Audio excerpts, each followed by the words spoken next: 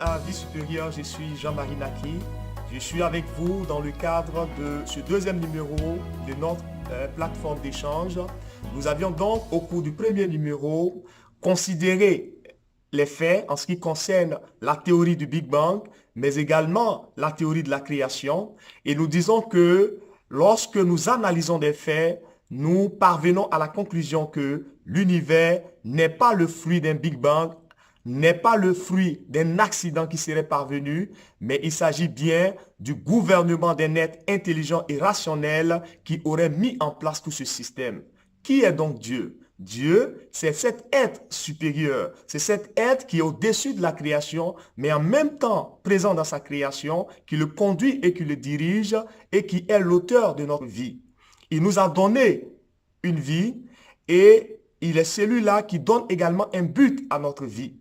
Dieu, en réalité, quelqu'un pourrait demander, mais qui a créé Dieu? Dieu, il n'a pas été créé. C'est cela qui fait la différence.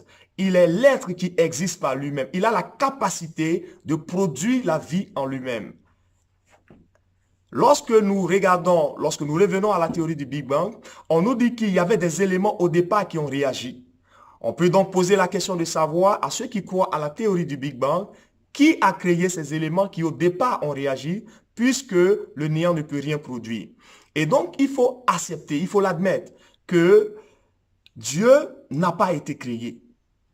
Et lorsqu'on lit le livre d'Ecclésiaste chapitre 3, verset 11 dans la Bible nous dit que bien que l'homme ne soit pas capable de comprendre la pensée de l'éternité du début à la fin, Dieu l'a quand même déposé dans son cœur. C'est pour cela que quelquefois vous allez constater que nous sommes toujours peinés lorsque nous apprenons le départ d'un être qui nous est cher. Nous trouvons toujours comme une forme d'injustice lorsque quelqu'un meurt, parce que nous aspirons à cette vie-là qui est une vie éternelle, qui est la vie même de Dieu. C'est-à-dire que ce Dieu dont nous parlons est esprit. Et à un moment donné, il va s'exprimer en tant que créateur. Il ne devient pas créateur, mais il va s'exprimer en tant que créateur. Pourquoi il ne devient pas créateur? C'est un peu comme un peintre. Le peintre a en lui l'art de la peinture, mais à un moment donné, il prend une toile qu'il dessine.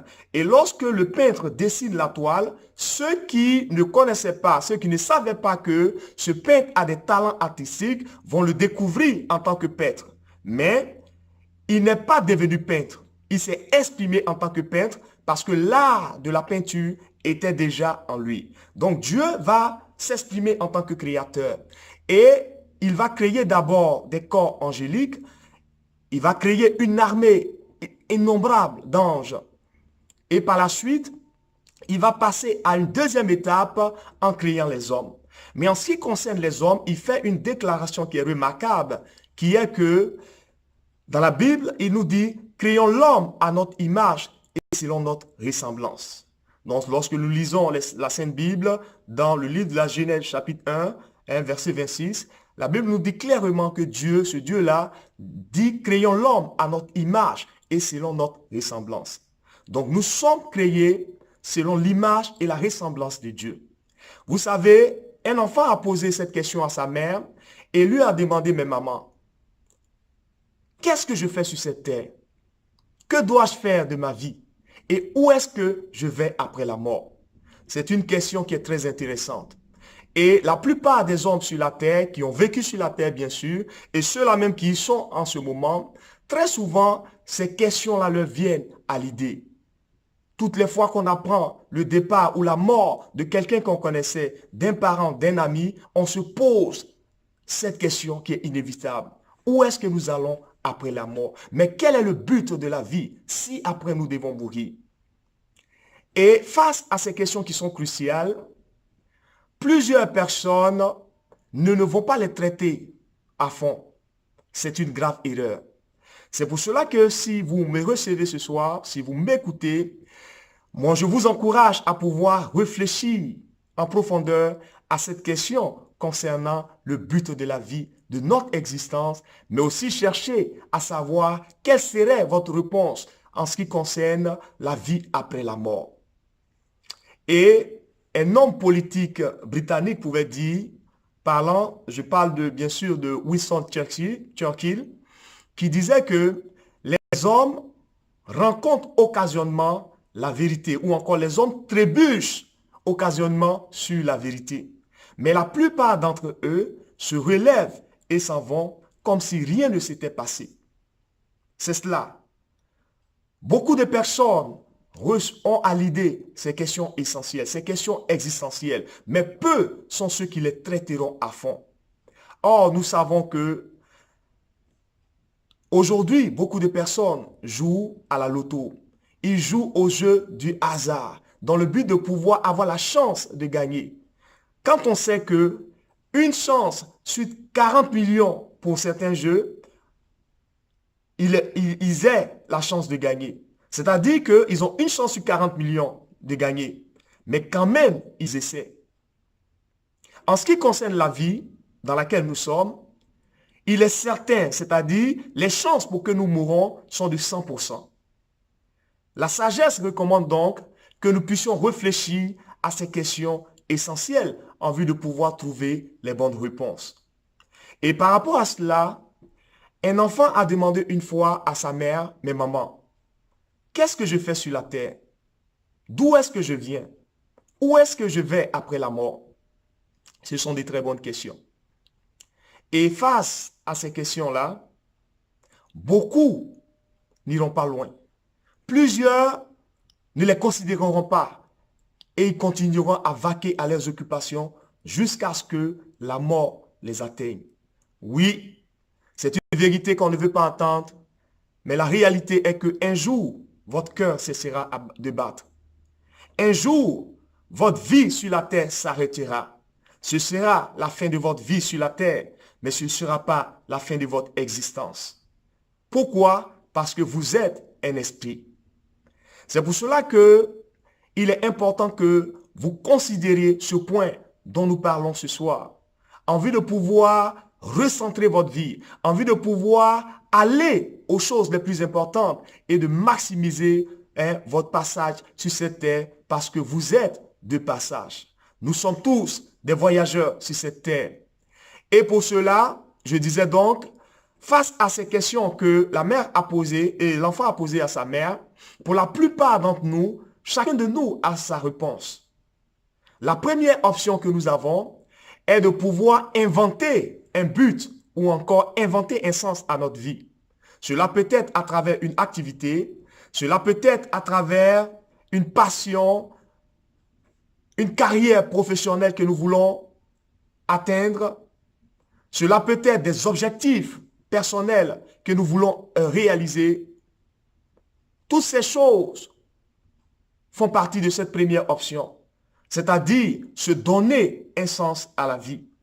Mais il y a une deuxième option qui est de pouvoir nous tourner vers celui-là qui est l'auteur de la vie pour lui poser la question de savoir quel est le but de notre vie sur la terre. Et si nous nous tournons vers lui, naturellement, nous allons avoir les bonnes réponses. Parce que la vie sur la terre répond à un objectif. Quel est donc cet objectif? Nous avons donc dit que après avoir créé une armée innombrable d'anges, Dieu va créer des hommes. Et il fait cette déclaration pour dire, créons l'homme à notre image et selon notre ressemblance dans le livre de Genèse chapitre 1, verset 26.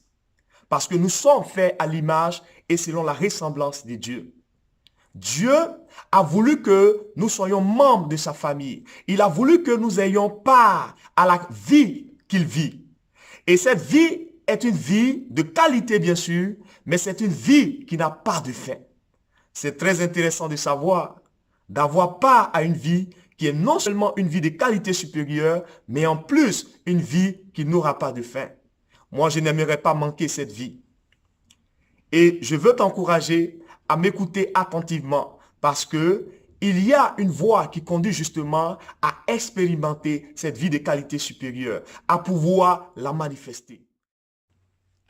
Jésus est donc la voie qui permet d'expérimenter la vie supérieure dont nous parlons. Il est dit dans le livre de Jean chapitre 17 verset 3 que la vie éternelle est de te connaître, toi le seul vrai Dieu, et Jésus-Christ, ton Fils que tu as envoyé. Et donc, qui est Jésus? Jésus est cette personne qui a vécu sur la terre il y a un peu plus de 2000 ans et dont la vie s'est distinguée par le fait qu'il est celui-là qui a démontré qu'il existe effectivement une vie après la mort. Parce que plusieurs personnes sont venues parler de la part de Dieu. Plusieurs personnes sont venues dire qu'ils étaient des messagers, des personnes envoyées de la part de Dieu. Mais face à cet ennemi commun qui est la mort, ces personnes sont restées muettes. Ces personnes sont restées dans leur tombeau. Et Jésus est celui-là qui, par sa vie et sa résurrection, a tracé une ligne de démarcation. C'est-à-dire que la plupart des hommes qui ont vécu sur la terre, ils naissent, ils vivent et ensuite ils meurent. Mais en ce qui concerne le cas de Jésus, il est né bien sûr, il a vécu et il est ressuscité. Il est mort et il est ressuscité. La question qu'on peut donc te poser, Jésus est-il vraiment ressuscité? Existe-t-il des preuves fiables qui attestent que Jésus est effectivement ressuscité? Ce sont là deux bonnes questions que nous allons pouvoir étudier au cours de la prochaine séance que nous aurons. Donc je vous laisse sur ces questions. Vous pouvez aller faire vous-même vos recherches et nous nous retrouverons la semaine prochaine en vue de pouvoir regarder à ces deux points. Jésus est-il vraiment ressuscité? Est-ce que la résurrection de Jésus repose sur des preuves fiables? Parce qu'en réalité, si Jésus n'est pas ressuscité, la foi chrétienne n'a aucun sens. La Bible elle-même le dit. Parce que Jésus est le centre de la foi chrétienne. Jésus est celui-là qui avait été annoncé depuis les millénaires et qui devait venir pour manifester cette vie-là en vue de pouvoir détruire le pouvoir de la mort et ouvrir le champ à la vie supérieure dont nous parlons, à la vie éternelle, à cette vie de qualité.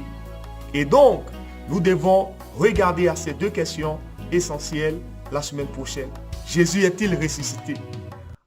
Oui, certains diront, à l'instar de ce qui a défrayé récemment l'actualité concernant cette résurrection qui se serait produite en Afrique du Sud, d'autres parlant de résurrection challenge, la résurrection de Jésus est une véritable résurrection.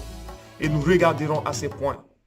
Donc sur ce, je vous souhaite une excellente semaine et nous nous retrouvons la semaine prochaine.